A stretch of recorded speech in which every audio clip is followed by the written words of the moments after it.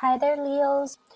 I have a message, an image that came in, and so I'm going to relay that, and that's going to set the tone for the foundation of this reading, and then we'll go into the energy for the spread that I have laid out here. So, first of all, I see you, kind of, it looks like a medieval knight, but it's somebody who's like, maybe like a squire, and I see a tower and so you're in a field, there's a tower, so you're in a field and there's a tower right there, and it seems to me like you live in that tower or you train in that tower, but I see you kind of you walk out into the field and there's like grains and wheat and you're just running around having fun doing your cartwheels, kind of running around. I see you alone, and then far away there's like the woods, and then there's this person. It's not a menacing person. There's a person on a horse, and they're charging towards you. And when you see them, you automatically run back into your tower and you lock the door. And then that person on the horse, they go away. And then when you see that they've gone away, then you come out and you play around your tower. And then you might even taunt the person on the horse, and then they come running back to you, and then you run back into your tower. So that's the message I'm getting. And you know that the tower stands for safety. It stands for like this safe refuge, or this place of haven where we can always come back to when life deals us a blow. And I feel there is a sense here where it can feel over time like your geographical location might be very, very limited. So let's just say, okay, if the tower is in the middle, right, you're bounded by the circumference, like you can only roam so far, okay, because it's a place of refuge, so you can always retreat back to it. So you are only going to be able to, venture so far away from it before you start to feel that sense of anxiety, like, oh no, am I going to be able to run back in time? If it rains, am I going to be able to make it without getting wet? If there's somebody chasing after me, and they're on horseback and I'm on, I'm running with my legs alone, am I going to be able to get back before they catch up to me? So there's an element here about being bounded by your geography. And for some of you, honestly, I feel like it could be, the environment that you're in. Are there jobs that are appropriate to your field or to your area of expertise? Okay, so like, for example, you might be, this is an extreme example just to get my point across. You might be a marine biologist and you live in the desert. Okay, and you're just like, where are all the marine biologists jobs? So you look online, or you surf the internet, or you read the newspaper, and you're looking for a marine biologist position or vacancy, and you're just like, when is it going to happen for me? So that's an extreme situation. Okay, you have to go where life is calling. Okay, you have to step out of your comfort zone. You have to go where life is calling you. I feel for many of you too, I keep seeing somebody who's like, let's say you grow up in one city, right? You move away for college, and then as soon as you graduate college, you move back to that city. So wherever you grow up, you move away for college, and then you come back. And because it's safe, because after that big milestone in your life, being far away from home, you feel homesick, or you feel like, oh, I've already done my fun, I've already put in my 4 years, I've already lived on my own, I should move back. And then I see some of you move back, and then you move away for example, grad school. And then you have like an amazing time, and then after grad school, you automatically just bounce back, like tether. It feels like something is tethering you to it. And for you, it could be family. For you, it could be that familiarity. But I definitely feel a cycle in your life is getting ready to wrap up. And you kind of need to move forward. And you kind of need to move on, okay? So what we have here is the world. So this is like expansiveness, opportunities knocking on your door, things opening up for you. But the nature of a fixed sign, and especially your sign, you're very, very homebound, and you're very, very family oriented. And I also feel like as much as you want to travel and have fun and explore, you reserve those things for things that you can do on a weekend, things that you can do on holiday, things that you can do on vacation. You don't feel like life can be lived that way for whatever reason. And so this is a card about great expansion, but it's also a double-edged sword, because that bunny is encased in this bubble, and so it's almost like nibbling at life rather than living it fully. Okay, so there's a lot of fear I'm sensing, fear about change and the unknown. You have a travel opportunity coming up here. So the Chariot usually indicates to me some travel over land, relocation, and things like that. But you are very conflicted, okay? Emotionally, you're very conflicted, because once again, there is my place of refuge, but there's like a whole world of opportunities out there for me. And so I feel like the time period where you are keeping yourself, within like that 10-mile radius, kilometers, whatever you want to call it, there is a radius, and for whatever, it's self-imposed, and for whatever reason you don't feel like you can step out of it. You don't feel it's safe. You are quite fearful, I'm sensing. This is a card about finances. Okay, so I definitely feel many of you are at a point where you are keeping track of how much you're earning. And I feel like this process about nickel and diming yourself, being very thrifty with your spending. And I feel for many of you, you might be saving up for a car, okay? With the Chariot card, movement by land. You might be saving up for a car. You might be saving up for a plane ticket. You might be saving up to implement this next major move in your life. And so you're being very thrifty. You're being very calculating with how much money you're realistically able to spend. And you're trying to save up, which is a very noble, honorable thing to do. And I feel like, over time, I would say by the summertime of next year, 2019, I feel like you're going to sail over financial hurdles. So whatever you're experiencing right now, keep saving, okay? Put that intention in mind that I'm not just saving just to be stingy. I'm saving because I have these goals in the back of my mind. Whenever we have good intentions and whenever we have a clear objective in mind as to why we are saving, the universe will always give us enough. Okay, so I feel like that's what's happening here, and I feel like for many of you, the staying within that 10-mile radius from your center of refuge is no longer satisfying for you. The jobs might not be available, and you need to venture out. And then I also feel like there's this sense of same old, same old. It's almost like I need more out of life. I feel like some of you might get the spiritual nudge from your guides to kind of venture out, and you feel this sense of like, I'm content where I am, but there's something calling you, nudging you to take that extra step, and I feel like you're ignoring it. But for this week, it's a Mercury retrograde period. And a lot of the times, plans that we have, kind of thought about, we might have really, tried to like flirt it with a specific course of action.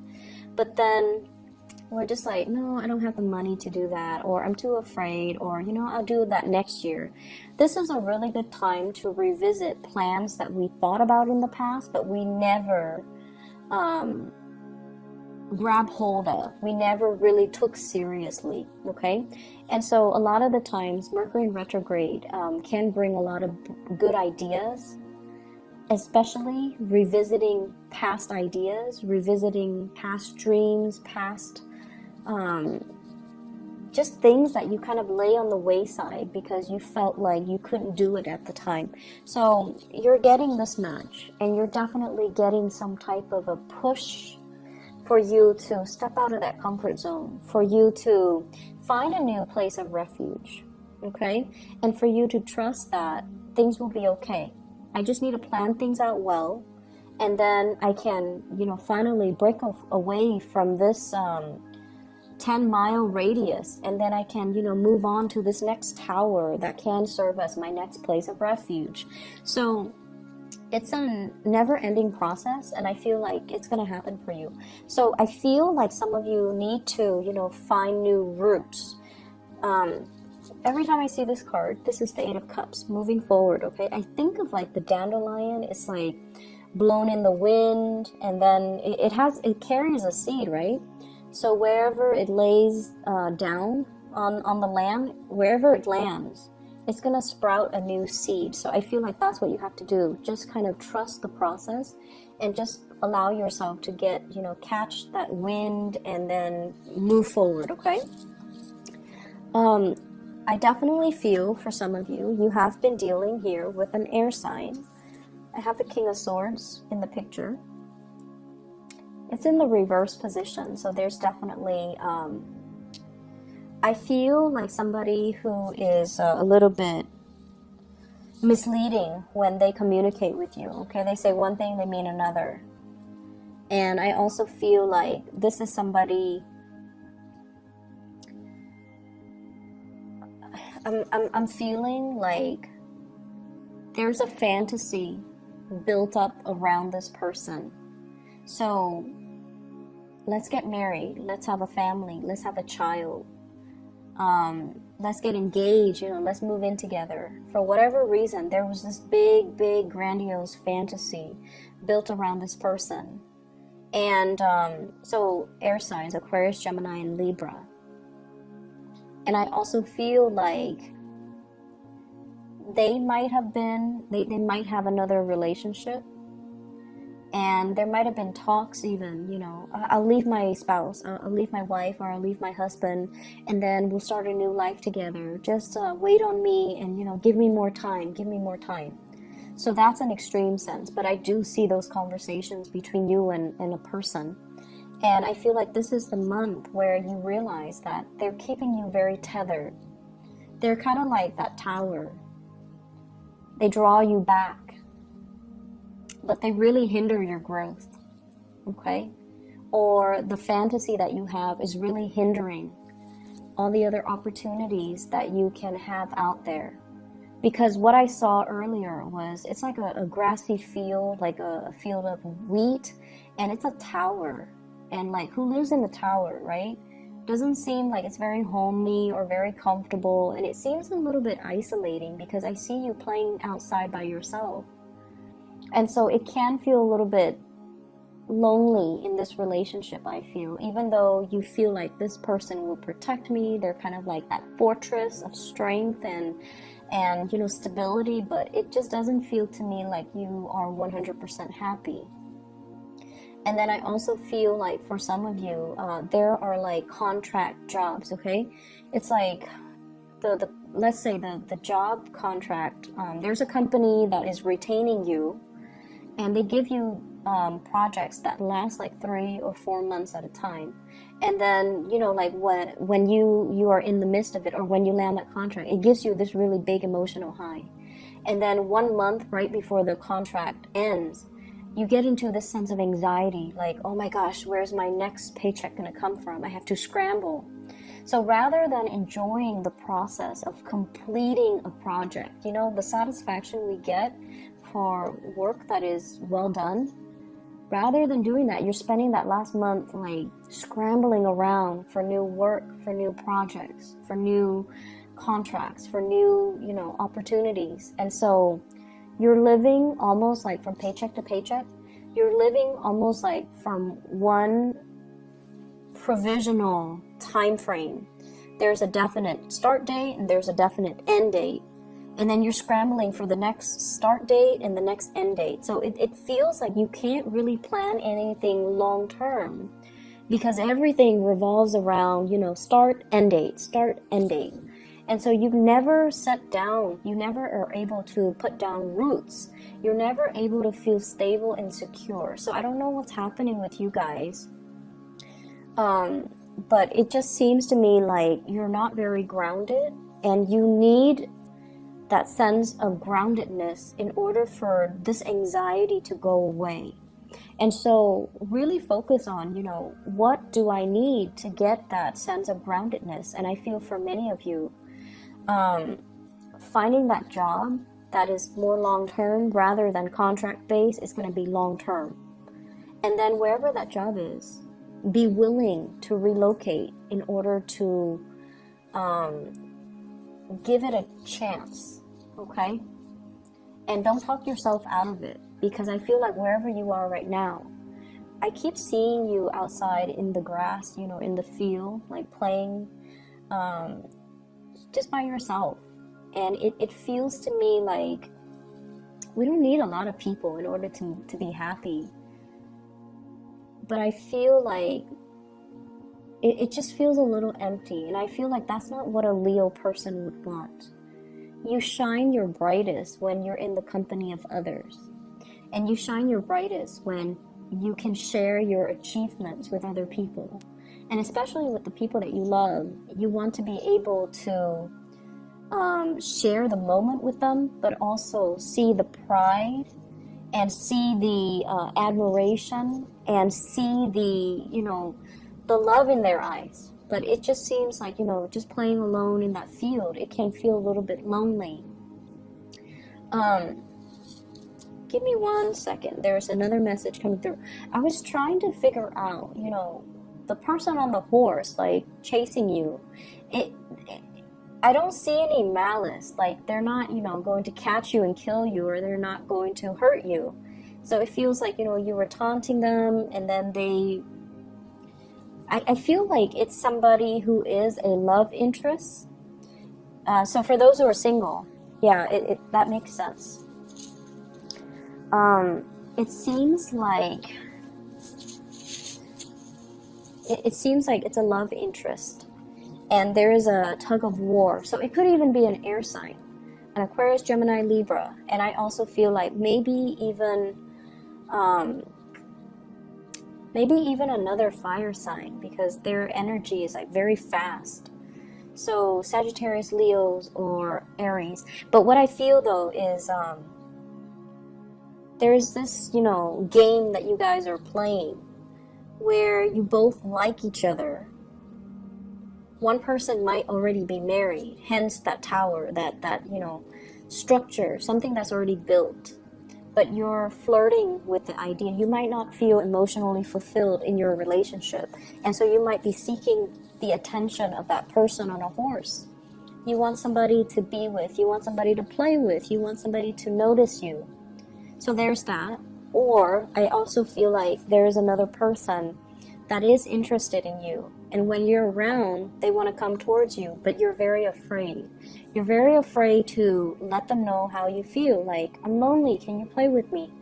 You're very afraid to let them know that I'm not 100% happy here, can you take me away? All you have to do though is, you know, hop on their horse with them, because like I said, the person is not a scary person, but you keep running away from them. So it could just be fear of outsiders encroaching upon your space. So that could be just a fear, or a fear of, you know, feeling, and you know, you guys are very self-sufficient. The fear of letting the other person know, I need help, you know, I can't do it on my own, or I need you to help me with this, or I need you to I want to get on your horse, and I want you to take me away from this tower, from this field where I'm constantly by myself. So I see that element coming through,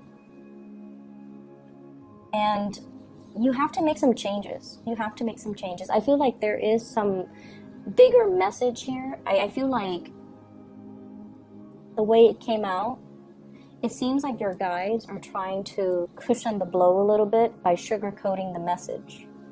Okay? And so I feel like they want you to really look at the situation and allow yourself to go, allow yourself to leave, allow yourself to do things that make you happier, and especially allow yourself to kind of break away from whatever has been tethering you. Okay? So, Leos, I hope the message resonates. I hope that it is helpful for you guys.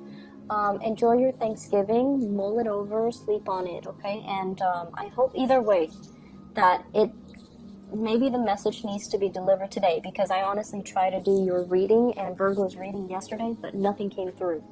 So I hope this is helpful, okay? Take care of yourself, and I'll be back next week.